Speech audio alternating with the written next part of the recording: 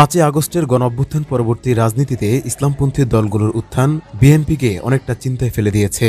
আসন্ন জাতীয় নির্বাচনে ইসলামী দলগুলো যদি একজোট হয়ে নির্বাচন করে তাহলে বিএনপিকে নতুন চ্যালেঞ্জের মুখোমুখি হতে হবে। দেশের চলমান প্রেক্ষাপটে বিএনপি এই বিষয়টি গুরুত্বের সঙ্গে পর্যবেক্ষণ করছে, আর সে কারণে ইসলামী মনা ব্যক্তিদের সাথে বিএনপি নেতারা সাক্ষাৎ করে তাদের কাছ থেকে দোয়া ও পরামর্শ নিচ্ছেন। আর এই দায়িত্ব পালন করতে দেখা গেছে দলের স্থায়ী কমিটির 2 সদস্য নজরুল ইসলাম খান ও সালাউদ্দিন আহমেদকে। বিএনপির এই 2 নেতা ইতিমধ্যেই হেফাজতে ইসলাম বাংলাদেশের আমির মুহিবুল্লাহ বাবুনগরী, চট্টগ্রামের হাটহাজারী মাদ্রাসার মহাপরিচালক মুফতি খলিল আহমদ কাসেমি, প্রধান শাইখুল হাদিস শেখ আহমদ এবং সরসিনা দরবারের পীর নেসারউদ্দিন আহমেদের সঙ্গে সাক্ষাৎ করেছেন।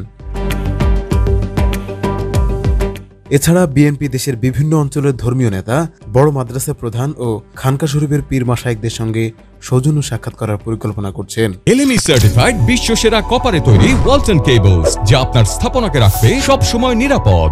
এবারের ভোটে যাতে কোনোভাবেই ইসলামপন্থী সমর্থন একতরফাভাবে অন্য কোনো দলের দিকে না যায়, সেই লক্ষ্যেই বিএনপির নানা পরিকল্পনা দেখা গেছে।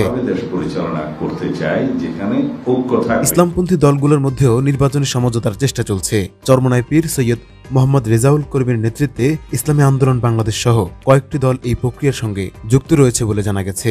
জামায়াতে ইসলামীও সম্ভাব্য সমঝোতায় যুক্ত হতে পারে বলে মনে করছেন রাজনৈতিক বিশ্লেষকরা। বাংলাদেশ খেলাফত মজলিস, নিজাম ইসলাম পার্টি, বাংলাদেশ খেলাফত আন্দোলন এবং বাংলাদেশ ইসলামী ঐক্যজোট, এই দলগুলো ইসলামী আন্দোলনের উদ্যোগে নির্বাচনী সমঝোতায় অংশ নিয়েছে। তবে জমিয়তে উলামায়ে ইসলাম এখনও এ প্রক্রিয়ায় সম্পূর্ণ অংশগ্রহণ করেনি।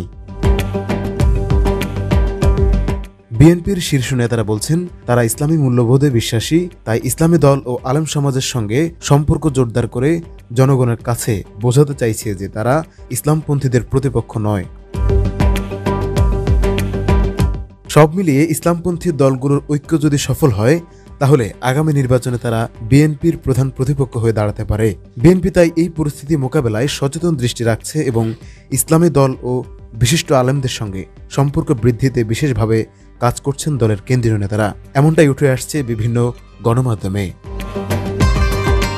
হাবিবুল্লাহ, এটিএন বাংলা, ঢাকা।